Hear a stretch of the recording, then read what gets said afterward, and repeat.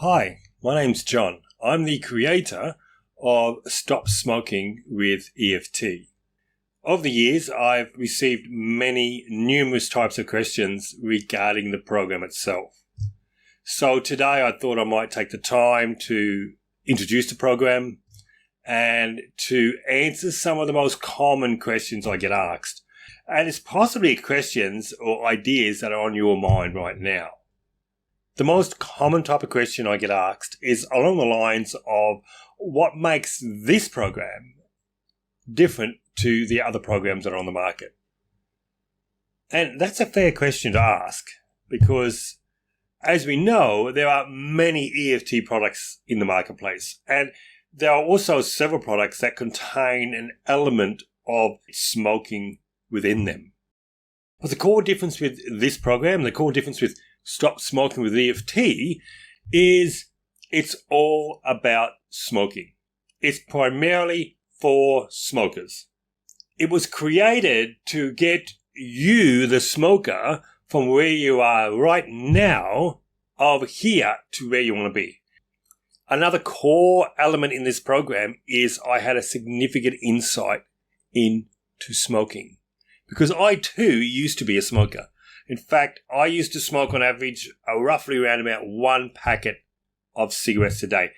That could definitely change if I was out at a party or was out with friends or on a Friday night or was drinking or something else was going on. That one packet a day could easily have become a 2-packet a day habit.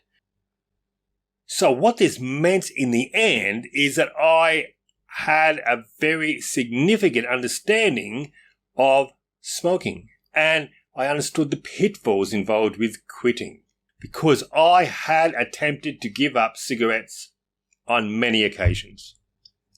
Another thing to remember with smoking is that, or maybe we call it a problem of smoking, is that smoking is a lifestyle. Now, when I use that word, I'm using it in this particular context. If I look at myself, as I've said, I used to smoke on average a packet of cigarettes a day. This meant that I was having a cigarette almost the moment I got out of bed. That was probably my first cigarette, maybe just before I had a shower or just after a shower. Then I'd definitely have one with my first cup of coffee for the day because I used to enjoy that. So I'd have a cigarette with my first cup of coffee. Now, if I had breakfast that morning, I'd probably have a cigarette after breakfast or on the way as I drove to work. So we're looking at 2 or 3 cigarettes and we've barely even begun the day. Then I'd actually have another one more than likely with friends when I got to work. Then I might find I'm having another one during the day as I'm on the phone talking to someone. I'd have another one at lunchtime. I might have several throughout the day. And naturally, as soon as I finished work, what's the first thing you normally do a smoker does? He lights up another cigarette as he gets in his car to go home. So I'm smoking when I'm driving home. I'm smoking when I get home, just after dinner, before dinner, whether I'm outside with the kids. I was having a cigarette with almost every activity. So smoking becomes a lifestyle because it's part of your complete life. And that's your lifestyle involves smoking and doing these other things. But it doesn't stop there. When you think about it, we end up having cigarettes with emotions as well. So it's not just smoking with an activity. I'd end up having a cigarette if I was angry, if I had anxiety over something, if I'd had an argument with my mate. Next thing you know, I'm reaching for a cigarette. So regardless of whether you're happy, whether you're sad, whatever the emotion is, you end up having a cigarette. So cigarettes get linked with emotions and activities. And that's the problem with smoking. It's so invasive. It becomes a complete part of your life. So you get the idea. Smoking becomes a lifestyle habit because it creeps into every area of your life. When you get down to it, the core difference with this program is the sheer quality and quantity of scripts. This program tackles smoking from a lifestyle perspective. It's not just a program of scripts that let's go and create some scripts today to tackle withdrawal. And let's put 4 or 5 scripts together and call that a program. I've also been asked on many different occasions, did it really take you 18 months to develop this program?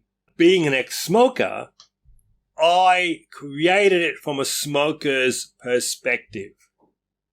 I knew how far it had crept into my life, so I understood the need to create a program that met with all of that.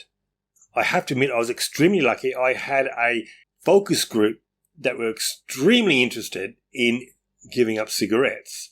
Group of individuals who not only wanted these scripts, they wanted to quit smoking. So I had a range of individuals that I could choose at different stages along the trial process of the scripting to perfect it. So it wasn't all in the script creation process. There was a period of at least 6 months of live trials. When I say live trials, it means the scripts were put out there to ensure they worked. So the whole program really did take on a life of its own. At last count, I think there were in excess of 120 to 130 scripts in total. Now, let's think about it for a second. You do not have to tap to every script to give up cigarettes. That may not be what's required. And please understand, every script in the program is a script on its own. It could stand alone on its own. Let's take a topic, say finances. There's the script in there that talks about finances. So you might have got a bill in the mail, or these days via email. It might be an electricity bill or utilities bill. And whatever the amount of that bill is, you look at the bill and you might be thinking, where am I going to get the money for this? So your anxiety level starts to go up. You get anxious. Some people will get angry. It depends upon where their circumstances are. What's the next thing as a smoker you normally do? You go and reach for a cigarette. That's what I used to do. And most smokers do the same thing. They get something, it drives their emotions up. Next thing they know, they're reaching for a cigarette. So the act of smoking becomes a part of that emotion. And when you're looking at finances or you're dealing with bills, you're reaching for a cigarette. So we tackle finances, or we tackle bills and how they feel, and introduce smoking into it. So the scripts are laid out, everything is there for you, but of course you have to do some work. I can't force you to tap. In the end, it has to be a choice, not a decision. Don't make a decision, because it's decisions like this. I'm going to decide to maybe have pizza tonight instead of going out and having a steak dinner.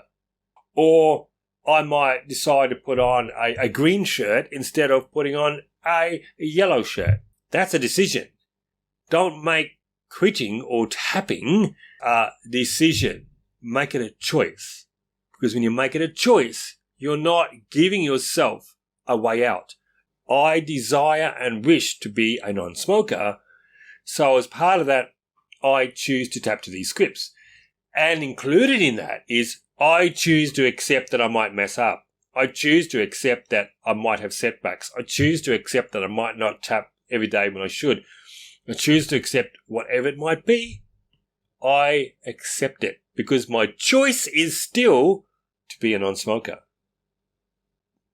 A decision will pull you undone because you can decide, I gave up this time round. I didn't do the work. I'll try again next year. It's all here for you. Make it a choice to become a non-smoker. It's all in your court.